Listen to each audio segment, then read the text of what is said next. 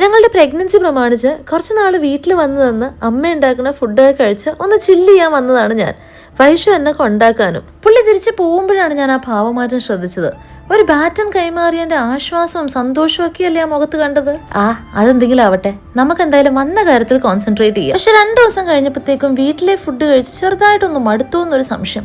അതുകൊണ്ട് കുറച്ച് പൊറോട്ടയും ചിക്കൻ ഫ്രൈയും കിട്ടാൻ വകുപ്പുണ്ടോ എന്ന് ഒരു അനിയത്തി ചേച്ചിയോട് ചോദിക്കുന്ന ഒരു കാൻഡിഡ് കോൺവെർസേഷൻ ഞാൻ എന്റെ ക്യാമറ കണ്ണുകളിലൂടെ ഒപ്പിയെടുത്തതാണ് ഈ കാണുന്നത്. എന്റെ സ്നേഹനിധിയായ ചേച്ചി ഞാൻ പൊറോട്ട വേണം എന്ന് പറഞ്ഞപ്പോ ഓടി പോവാണ് പൊറോട്ട മേടിക്കാൻ. ഇത്ര നിർബന്ധിക്കേണ്ടി വന്നു, പക്ഷെ അത് പോവായി. ചേച്ചി അവിടെ പൊറോട്ടയിലാണ് വേറെ ചിക്കൻ ഫ്രൈ ഉണ്ടെങ്കിൽ ബീഫ് വേണ്ട. ബീഫ് ഉണ്ടാകും അവിടെ?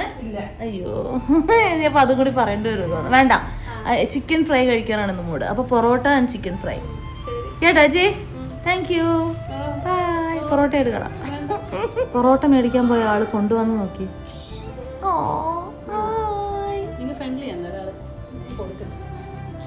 Hey Chech, where is my parota and chicken?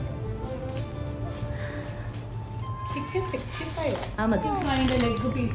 And option. Yeah.